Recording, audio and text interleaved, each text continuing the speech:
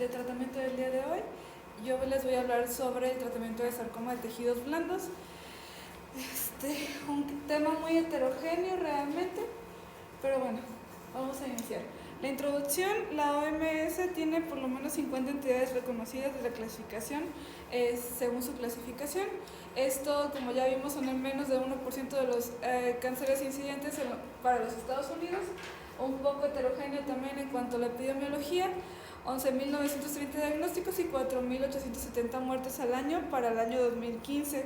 Los tipos más comunes, como ya lo vimos en este momento, son los liposarcomas y los leiomyosarcomas, con una incidencia menor a 1 para 100.000 año cada uno, y la mayoría del resto de los histotipos, la incidencia es menor a 2 para 1.000.000 al año, lo que lo clasifica como una enfermedad rara. Las guías ESMO-NCCN recomiendan para el tratamiento de los sarcomas que estos sean derivados siempre a un centro especializado de diagnóstico clínico o sospecha del mismo. Aquí nos tenemos que derivar a los pacientes que tengan una masa profunda de tejido blando que sea inexplicable o una lesión superficial con un diámetro mayor a 5 centímetros. ¿Pero qué es un centro de referencia de sarcomas? Son aquellos en donde se pueda ver un manejo multidisciplinario. Aquellos en donde tengan un gran volumen de casos, se recomiendan 100 casos por lo menos al año. Aquellos con disponibilidad para las instalaciones necesarias para aplicar adecuadamente las guías de práctica clínica, acceso a diagnósticos de última generación, donde tengamos patología molecular también, que haya registro y publicación de resultados y participación en investigación clínica y translacional, ya que, como lo veremos más adelante, se recomienda que los pacientes que progresen se incluyan en ensayos clínicos. Es la principal recomendación. Les voy a hablar sobre todo sarcomas de alto grado para hacer la diferenciación en cuanto al tratamiento. Como ya vimos, no hay como tal estadios, pero sí hay factores pronósticos para establecer un tratamiento. Los de alto grado son aquellos que son, según la clasificación francesa, grados 2 o 3, mayores a 5 centímetros. Estos tienen un riesgo significativo de fracaso de tratamiento a distancia y muerte por enfermedad metastásica. Y según el tamaño podemos establecer un pronóstico de riesgo de metástasis a distancia. Si son lesiones de 5.1 a 10 centímetros, el riesgo es de 34%. Si son de 10 a 15 centímetros, de 43%. Y mayor de 15.1 hasta 20 centímetros, el riesgo de metástasis a distancia llega hasta un 58%.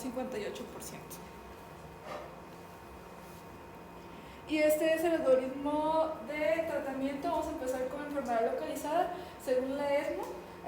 ESMO-NCCN básicamente un poco similares, pero para mí, en lo personal, la NCCN se me hace un poquito más revoltosa en cuanto al manejo, pero igual el tratamiento pues básicamente es el mismo. Lo clasificamos en los que son de bajo y alto riesgo. Los grado 1 siempre hay que tratar de llevar a los pacientes a resección quirúrgica, R0 o R1 dependiendo si se pueden ir a vigilancia, o RT opcional si no se dio ya de forma perioperatoria.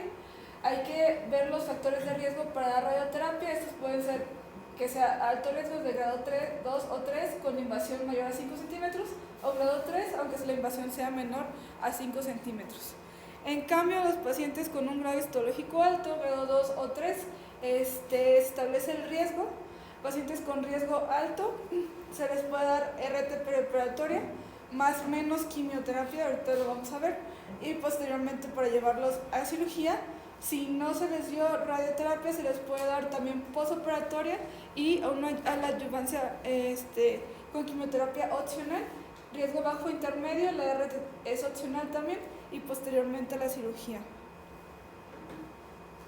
Hay factores pronósticos para la enfermedad localizada, como ya lo vimos hace un momento, que son el grado. Entre mayor sea el grado, el riesgo es mayor, el tamaño, que también de los que les hablaba, y la profundidad del tumor, si es superficial o si fuese profundo. Y el estándar de tratamiento de la enfermedad localizada, siempre hay que buscar la cirugía. La cirugía en incisión amplia en bloque. El objetivo de la cirugía siempre va a ser que sea R0.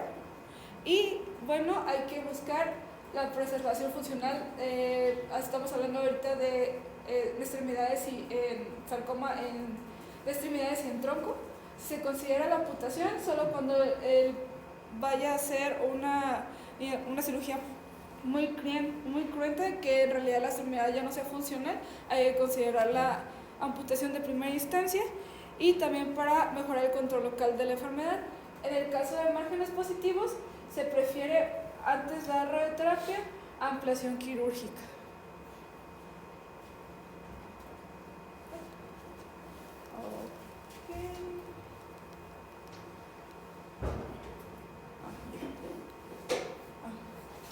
Entonces, primero les voy a hablar de la radioterapia, ya sea perioperatoria o posoperatoria. Este es un estudio que habla sobre el impacto de la quimioterapia y la radioterapia perioperatoria en pacientes con sarcoma primario de tejidos blandos en las extremidades. Es un análisis retrospectivo en el cual se evaluaron 3.752 pacientes con una mediana de seguimiento de 79 meses.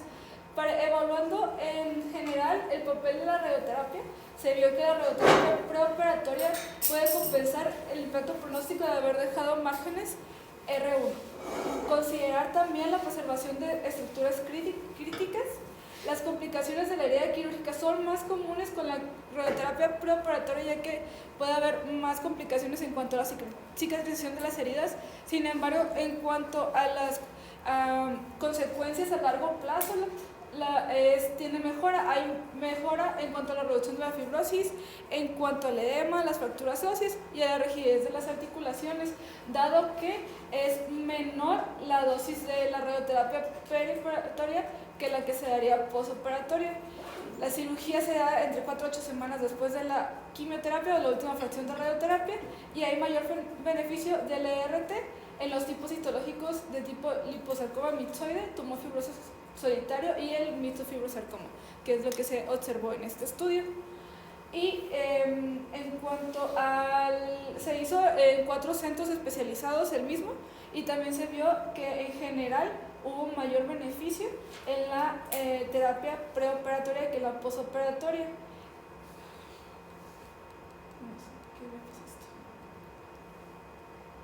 Y bueno, en cuanto a los beneficios entre una y la otra, como les decía, la radioterapia no adyuvante es una menor dosis, ya que todavía tenemos ahí el tumor para poder hacer la planeación del tratamiento. El ciclo es más corto, el tamaño del campo de tratamiento es más pequeño, hay una menor toxicidad tardía. Sin embargo, como les decía, la toxicidad temprana es mayor, hay mayores datos en que la cicatrización pues es un poco más complicada.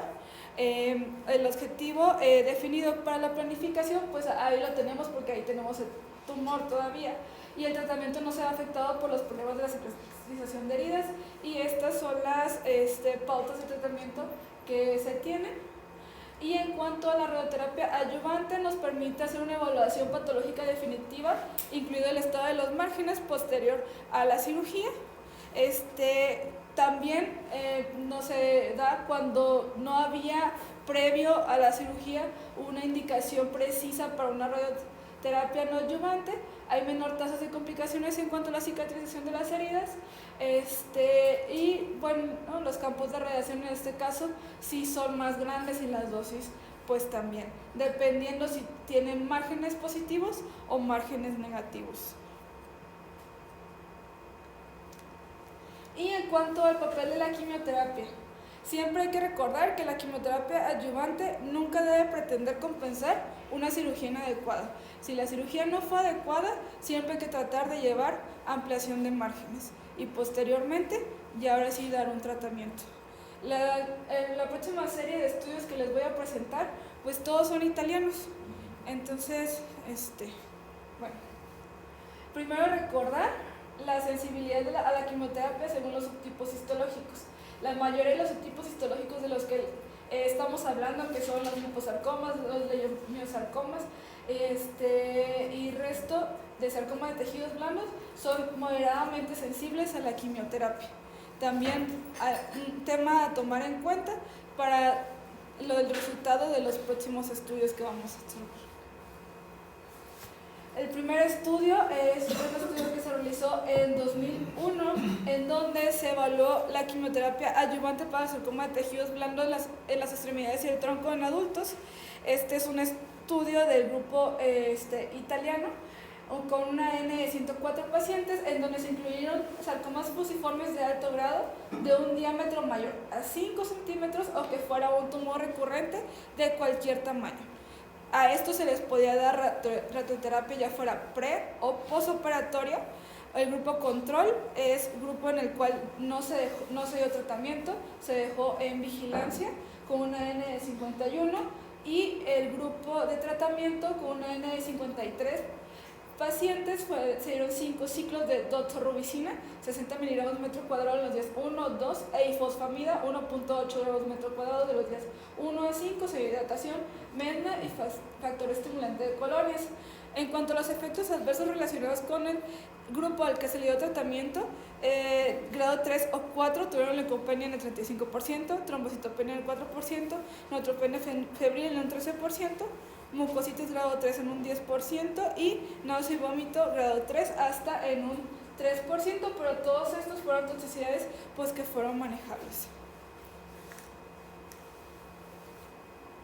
Y en cuanto a los resultados, se vio en este estudio que en cuanto a sobrevida global hubo una ventaja en el grupo en que se le dio tratamiento de 75 meses contra 46 meses con una P de 0.03, y en cuanto a sobrevida de enfermedad de 48 contra 16 meses en el grupo control, con un beneficio absoluto en cuanto al tratamiento adyuvante, en cuanto a la sobrevida de un 13% a los 12 años y de un 19% a los 4 años con una P de 0.04. A estos se le siguieron otros estudios de adyuvancia, en donde se intentó establecer que si el tratamiento era mejor un curso largo, 5 ciclos, o un curso corto, 3 ciclos preoperatorios. Ese también es un ensayo del grupo italiano del año 2012 con una N de 328 pacientes, 164 pacientes en cada grupo, en donde vemos se incluyeron pacientes con sarcoma de tejidos blandos localizados, ubicados en extremidades o en el tronco, profundos, diámetro mayor a 5 centímetros o de cualquier tamaño si es recurrente, y todos eran grado histológico 3, lo que significa que todos sean de alto riesgo. Aquí fue un estudio de no inferioridad. En cuanto a la sobrevida global, en el grupo A se dieron 3 ciclos de quimioterapia preoperatoria con epirubicina 120 miligramos metro cuadrado e ifosfa 9 gramos metro cuadrado con factor estimulante de colonias, y en el grupo B se dieron solo 3 ciclos de quimioterapia preoperatoria y posteriormente 2 ciclos más de quimioterapia posoperatoria. También se podía dar radioterapia pre o posoperatoria en cualquiera de los dos brazos. Y en cuanto a las toxicidades, realmente fueron toxicidades similares en los dos brazos de tratamiento. En cuanto a los resultados, bueno, la cirugía se realizó 3 o 4 semanas después del último ciclo preoperatorio y no antes de 4 semanas después del final de la radioterapia preoperatoria, y la quimio posoperatoria se dio 6 semanas posteriores a la cirugía.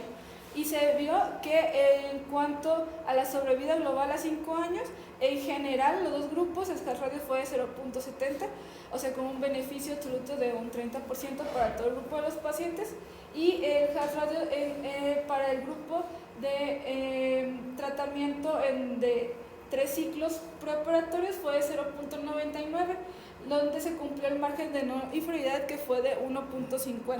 Entonces se vio que dar 3 ciclos preoperatorios era no inferior a dar 5 ciclos con la terapia preoperatoria.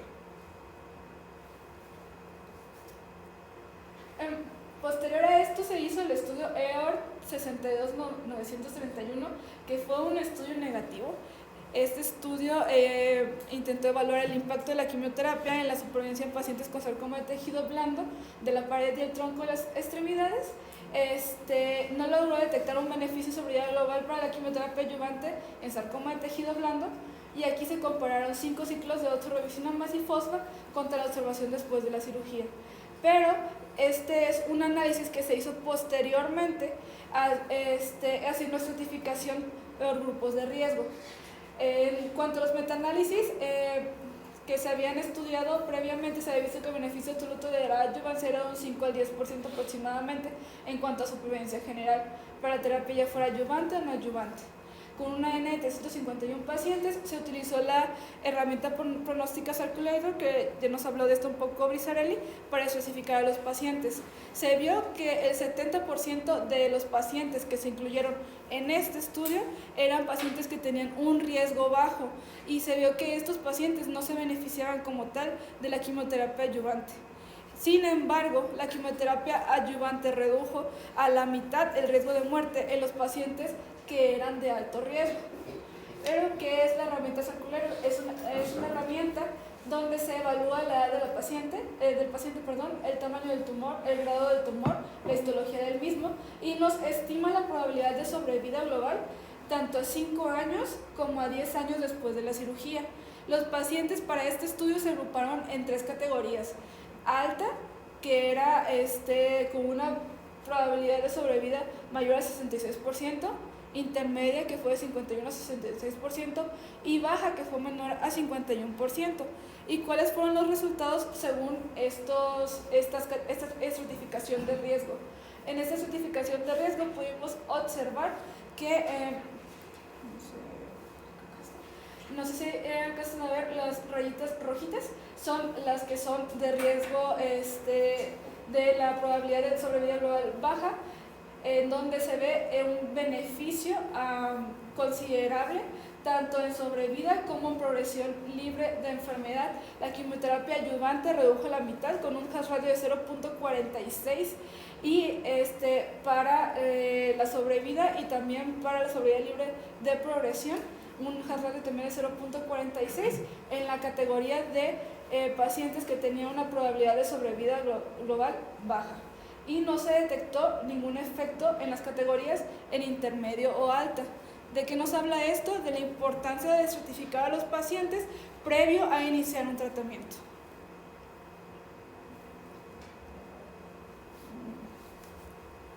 Y está este estudio, que es un estudio que se realizó también italiano, donde se intentó evaluar quimioterapia neoadyuvante adaptada ya al histotipo específico versus una quimioterapia estándar en pacientes con sarcoma de tejidos blandos de alto riesgo.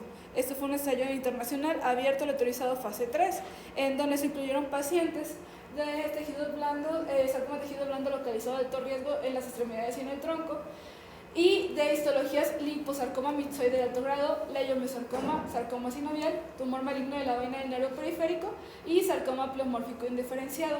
Se dieron 3 ciclos de quimioterapia estándar con epirubicina, 60 miligramos metro cuadrado por día, difusión corta, días 1 o 2, más ifosfamida, 3 gramos metro cuadrado por día, días 1, 2 y 3 cada 21 días, contra quimioterapia basada al histotipo. El objetivo primario fue la sobrevida libre de enfermedad, y fueron una N de 145 pacientes para la quimioterapia estándar y 142 pacientes para la quimioterapia adaptada al histotipo. En general, los efectos adversos, fue mayor la quimioterapia estándar, la neutropenia con 86%, anemia con 19%, trombocitopenia con 17%. En cambio, a la quimioterapia adaptada por histotipo, el efecto adverso grado 3 o 4 mayor fue la neutropenia con un 26%.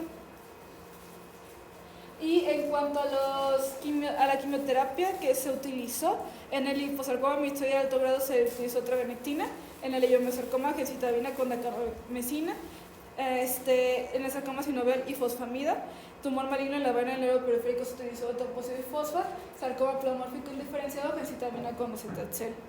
¿Y qué es lo que se vio?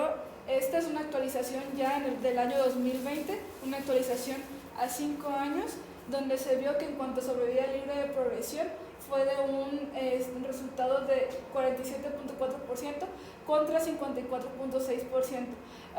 El objetivo de este estudio era evaluar que dar la quimioterapia por histotipo era mejor que dar la quimioterapia estándar. Sin embargo, se observó todo lo contrario. Se observó que en realidad fue inferior dar quimioterapia por histotipo que dar quimioterapia estándar, tanto en sobrevida libre de progresión como en sobrevida global. Posteriormente, en este mismo análisis, se hizo un análisis por estratificación de riesgo, según resultados con Circular también. La estratificación fue de sobrevida global predicha fue en 2, mayor al 60%, mayor igual al 60% o menor al 60%, en donde se vio que en los pacientes que tenían la estratificación mayor o igual a 60%, realmente no hubo una diferencia entre los dos grupos. Y en cuanto a los que tenían una sobrevida predicha menor al 60%, de igual forma no hubo superioridad en el grupo que se les dio la quimioterapia por histotipo, realmente fue inferior de igual forma hacia la quimioterapia estándar. ¿Y qué podemos concluir de la enfermedad localizada? Que la cirugía siempre va a ser el pilar de tratamiento, siempre hay que tratar de llevar a los pacientes el tratamiento que se le dé preoperatorio o que no se lo dé, o el tratamiento postoperatorio, siempre hay que tratar de llevar a los pacientes a un R0. Considerar la radioterapia preoperatoria según la certificación de riesgo y la posibilidad de márgenes positivos. La radioterapia postoperatoria según el estado de los márgenes también, y según las guías de práctica clínica, realmente como pudieron ver en el esquema que les puse al principio, no hay como tal que se diga tienes que darle quimioterapia adyuvante o no adyuvante, un estándar en los pacientes con sarcoma de tejido blando localizado de alto riesgo. Sin embargo, es una opción a considerar dependiendo de la condición de los pacientes, y también para eso podemos utilizar herramientas validadas para ayudar a la toma de decisiones previo inicio del tratamiento. Y bueno, la quimioterapia no adyuvante basada en antraciclina, siempre que se considere un tratamiento adyuvante o no adyuvante y el riesgo de recaída sea alto, es lo que se tiene que considerar desde primera instancia y es el estándar. Hasta el momento no hay pues nada que le gane al esquema con antraciclina para terapia en enfermedad localizada. Hablando ya de enfermedad metastásica recurrente o irresecable, a pesar del buen control local de haber hecho una buena cirugía, R0, todo se le dio tratamiento, entre el 40 y 50% de los pacientes van a recurrir a distancia. Casi siempre esa recurrencia a distancia es fatal. El pronóstico para los pacientes con sarcoma de tejidos blandos avanzado metastásico es malo. La mediana de supervivencia es de aproximadamente 12-15 meses.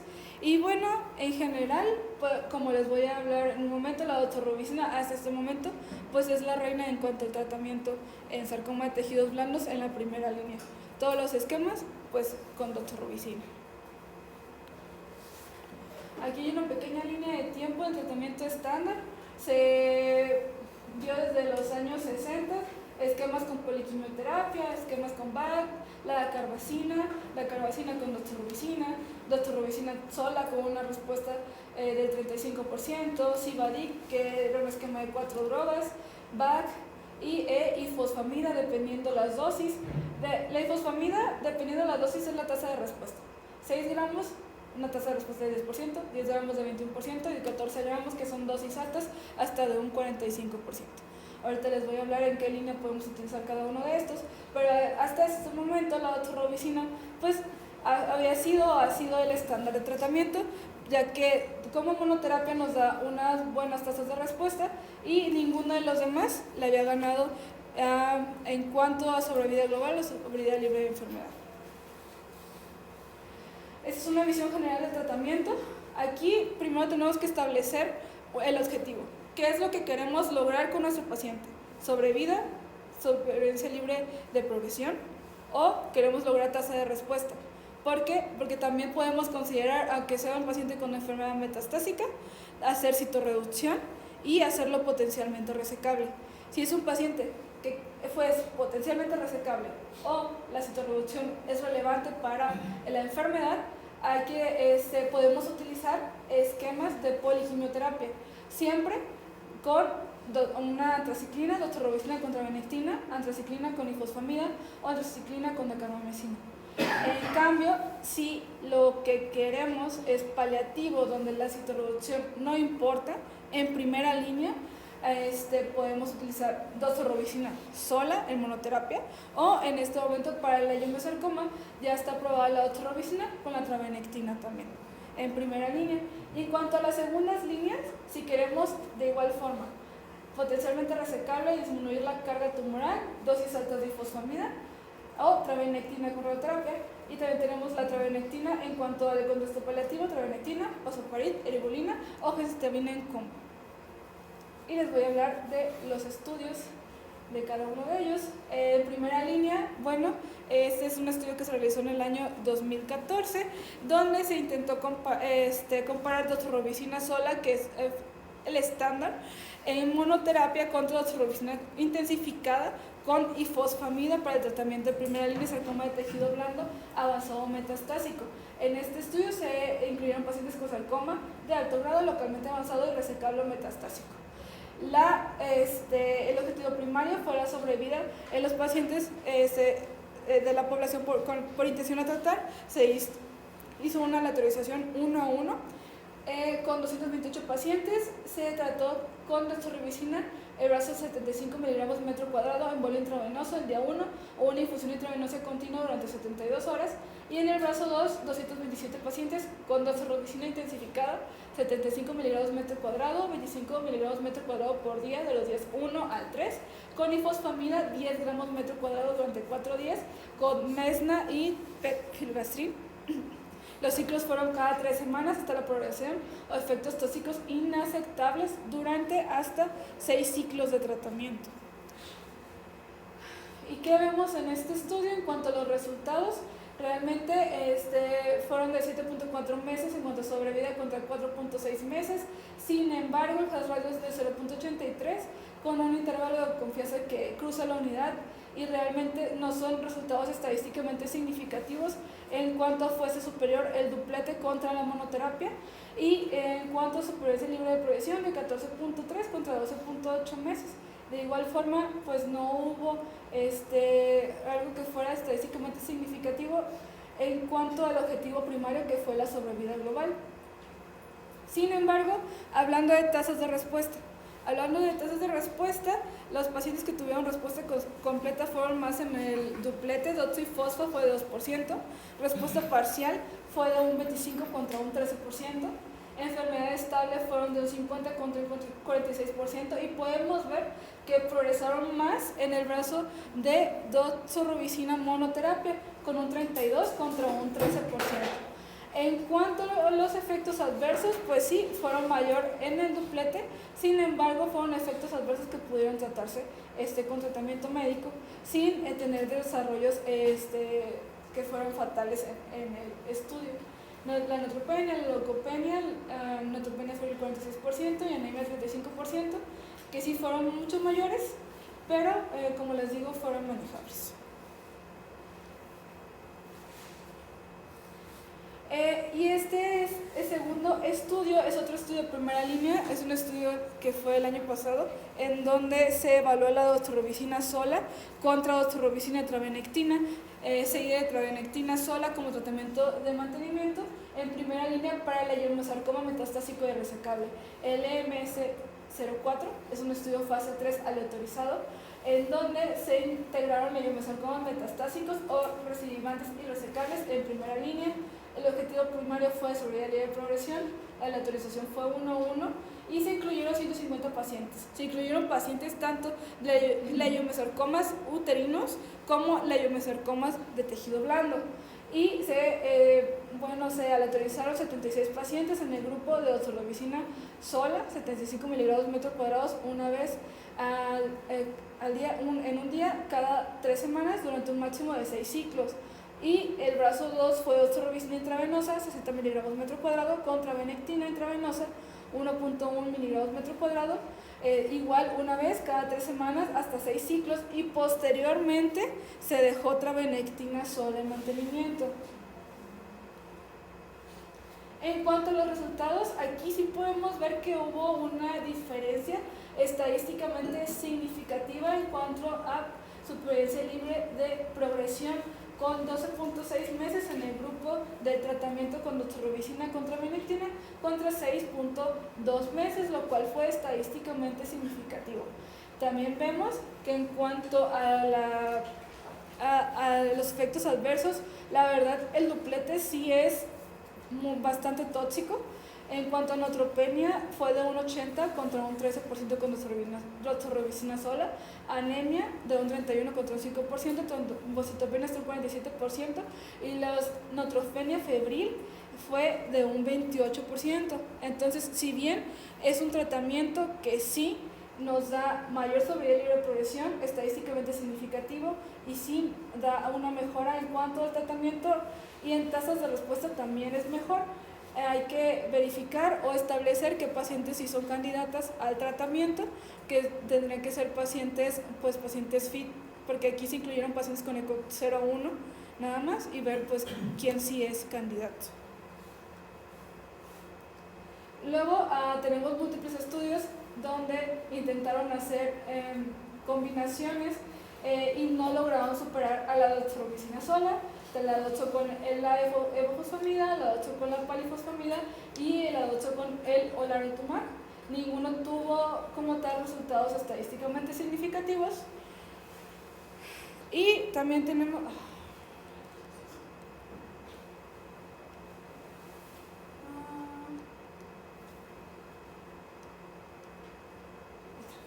Y también tenemos estudios con dupletes en donde, sí, en cuanto al objetivo primario, que era la sobriedad global, no fue estadísticamente significativo, sí hubo una mejoría en tasas de respuesta.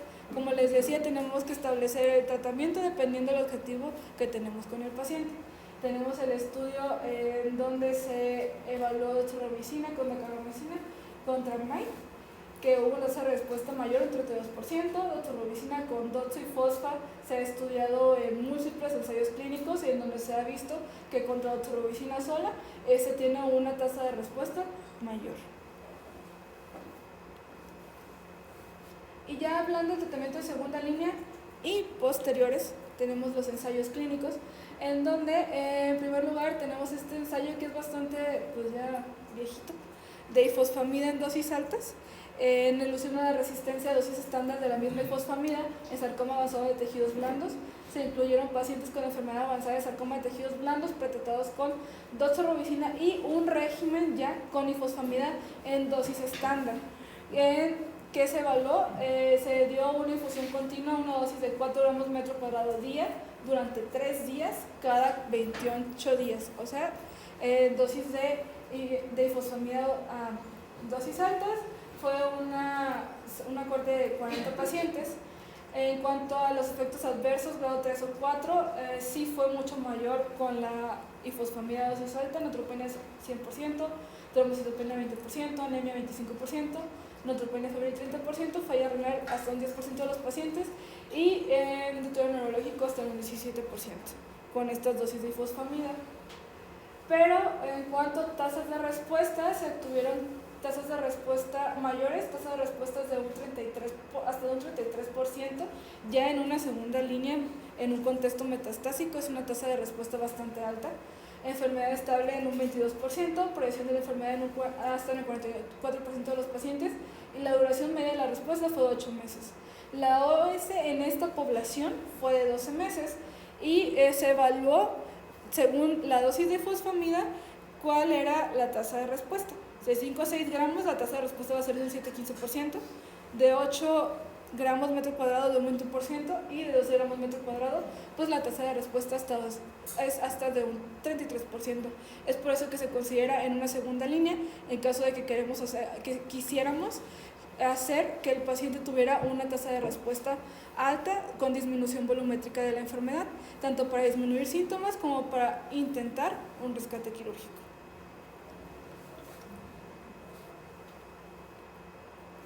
Posteriormente, tenemos este estudio de trabenectina contra la dacarbazina para el liposarcoma o leiomyosarcoma metastásico después de su fracaso de la quimioterapia convencional.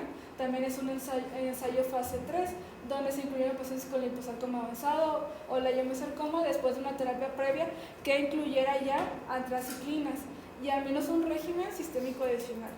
El objetivo primario fue la sobrevida global, fue una aleatorización 2:1 y fueron ciclos de 21 días en donde se dio trabenectina en una dosis de 1.5 miligramos metro cuadrado por una en infusión intravenosa de 24 horas contra la carbacina, una dosis inicial de 1 gramo metro cuadrado a infusión intravenosa de 120 minutos. En cuanto a efectos adversos, fueron mayores en el brazo de trabenectina, sin embargo, fueron manejables y realmente no hay una gran diferencia entre los dos grupos. Y en cuanto a resultados, en cuanto a sobrevida libre de progresión, sí hubo un resultado estadísticamente significativo. Fueron 4.2 meses contra 1.5 meses, con un hazard ratio de 0.55 y una P estadísticamente significativa. Sin embargo, en cuanto a sobrevida global, pues realmente no hubo gran diferencia entre los dos grupos. Siguiendo, tenemos este estudio autorizado fase 2, donde exploran un gemcitabina en combo con dacarbazina contra dacarbazina sola en pacientes con sarcoma de tejidos blandos igual previamente tratados, con enfermedad progresiva irresecable o metastásica después de un tratamiento previo con antraciclinas e ifosfamida o contraindicación para el uso de las mismas. En este se evaluó la tasa libre de progresión a los 3 meses, fue de 56%, en el grupo de gemcitabina con dacarbazina contra un 37% en el grupo de dacarbazina, y también se observó que en cuanto a probabilidad de progresión de la enfermedad hubo en el grupo de gemcitabina con dacarbazina contra el grupo y también en cuanto a sobrevida global hubo mejores resultados en el grupo de gemcitabina con dacarbazina, que esto no era el objetivo primario realmente, pero pues se hizo el estudio de los dos, de estos dos como un objetivo secundario. Se dio gemcitabina en dosis fija, 10 miligramos metro cuadrado o 1800 metro cuadrado, miligramos metro cuadrado seguido de dacarbazina, 500 miligramos metro cuadrado cada 2 semanas, o dacarbazina sola, 1200 miligramos metro cuadrado cada 3 semanas. Y está el estudio con el PALET con pazopanib para el sarcoma metastásico de tejidos blandos. Es un ensayo fase 3, aleatorizado doble ciego, controlado con placebo, donde se incluyeron pacientes con sarcoma de tejidos blandos no adipocítico, metastásico después del fracaso de la quimioterapia estándar con doxorubicina y fosfamida, sin haber recibido antes inhibidores de la angiogénesis, en donde el objetivo primario fue la sobrevida libre de progresión, fue una aleatorización 2:1 y fue contra placebo. Pazopanib, 246 pacientes, se dieron 800 miligramos una vez al día, contra el placebo 123 pacientes. Se vio que en cuanto a efectos adversos, pues sí fue mucho mayor en el brazo de pazopanib, dado que se evaluó contra placebo. Sobre todo los efectos adversos del mismo son fatiga, diarrea, náuseas, pérdida de peso, hipertensión, pues efectos adversos conocidos para los TKI, conocidos ya previamente.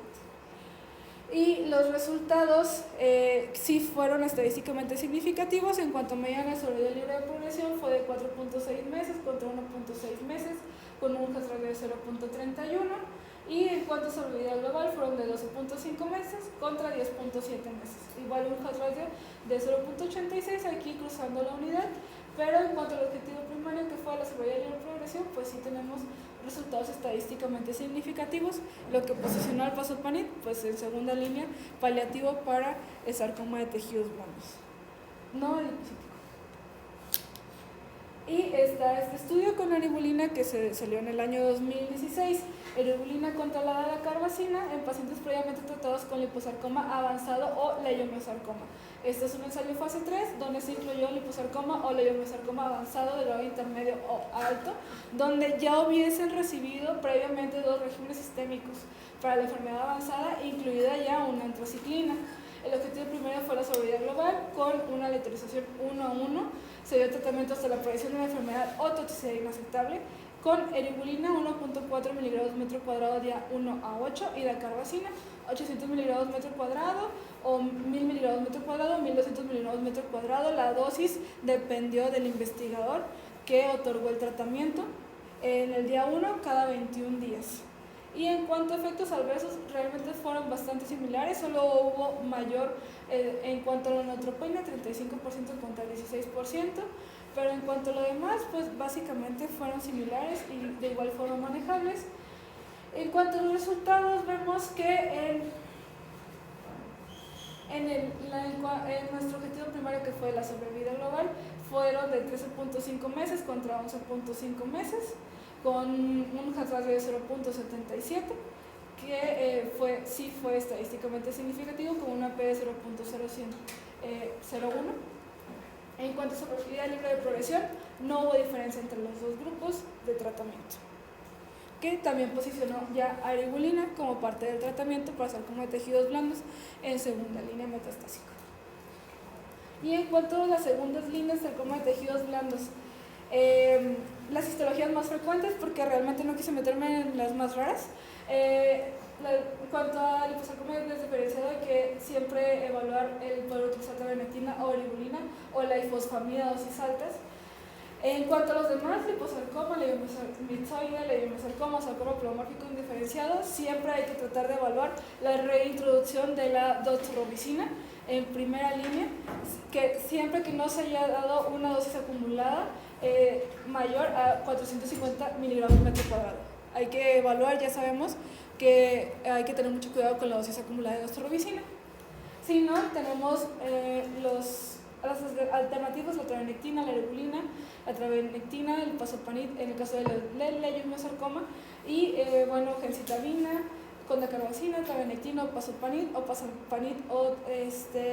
o ifosfamida dosis alta, el sarcoma pleomórfico indiferenciado.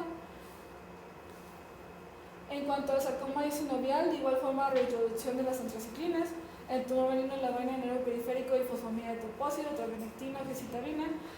Mixofibrosarcoma, doxorubicina, igual reintroducción, y en cualquier histología que requiera una rápida reducción volumétrica hay que tratar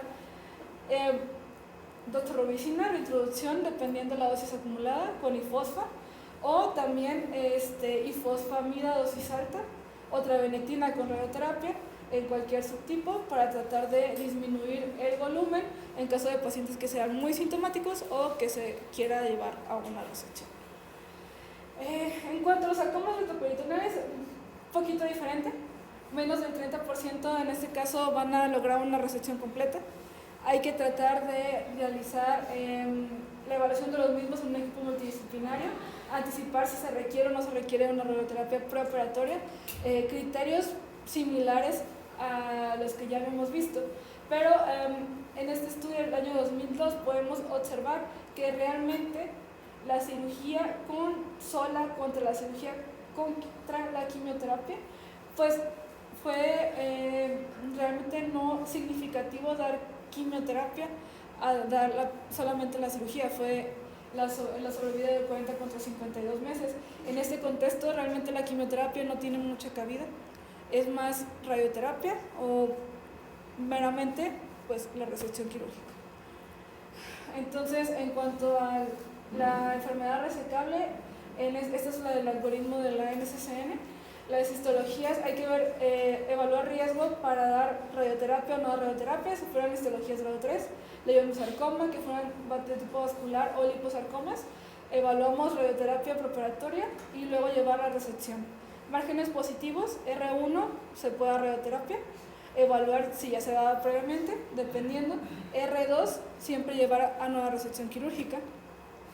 Y en cuanto a enfermedad resecable metastásica, aquí hay que biopsiar el tumor si es una histología indolente, y si es asintomático podemos dejar a los pacientes en observación. En cambio, si no, podemos evaluar RT definitiva, quimioterapia o QTRT, dependiendo de la histología.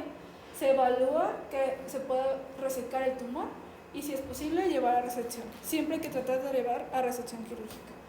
Y en cuanto a terapia blanco, menos del 15% de los sarcomas de tejido blando van a ser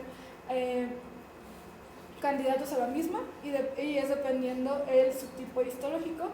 Podemos ver que se pueden utilizar imatinib, sunitinib, crizotinib, inhibidores de mTOR, el pazopanib, la trabenectina y serie de medicamentos más, pero bueno, esto es muchísimo más raro, y para e histologías también un poco más raras. En cuanto a conclusiones, mayores porcentajes de respuesta a supervivencia libre de progresión en primera línea que en las subsecuentes, como en la mayoría de los tumores.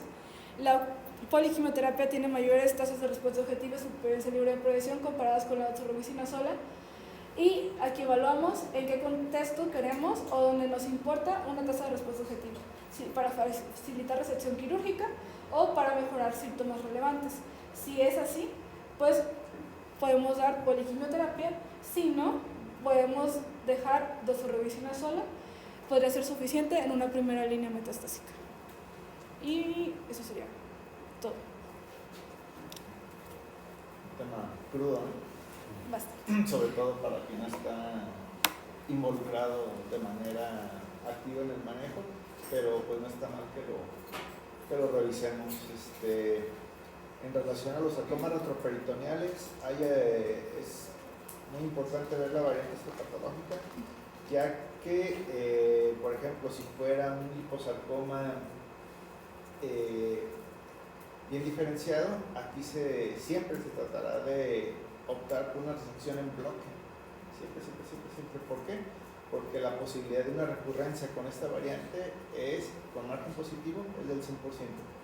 En caso de que fuera un liposarcoma misoide, pleomorfo o desdiferenciado, probablemente dejar R1 no es tan mala opción, porque la probabilidad de recurrencia local es muy baja.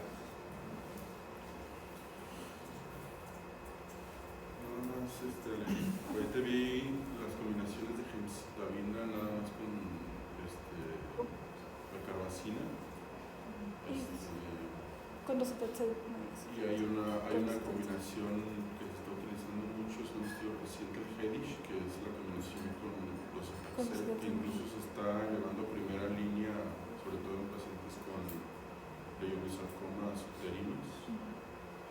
Pero incluso también se puede utilizar en sarcomas de tejidos blandos, la combinación de gemcitabina con los Ataxel. Sí, hay un fase 2. Exacto. Que sí, la verdad se me pasó. Y no sé si mencionaste, también vi que te faltó por ahí el estudio del olaratumab. Sí lo mencioné en una tabla, que realmente pues no había alcanzado su objetivo primario. Es correcto. Sí. Y por ahí para los R3, en el examen también para que revisen el erdatinib, que esa fue una de mis preguntas del examen de consejo, que ese sí ha demostrado beneficios en supervivencia de progresión. Y también te quería comentar que como sugerencia ya hay metaanálisis, el metaanálisis del SMAC, que nos ayuda a abreviarte muchos estudios, o sea, quitarte lo engorroso está poniendo estudio por estudio, y en el metaanálisis metes como 20 estudios y resumes mucho el contenido de la clase, didácticamente para ti, para que sea más didáctico para la clase. Gracias. También lo de travecterina, que es travenectina. Sí. También la anotaste como travenectina. Sí, el pasopanib también estaba ayer todo el día pasopanib y yo no es pasopanib. Sí, muchas gracias. Dejamos esto.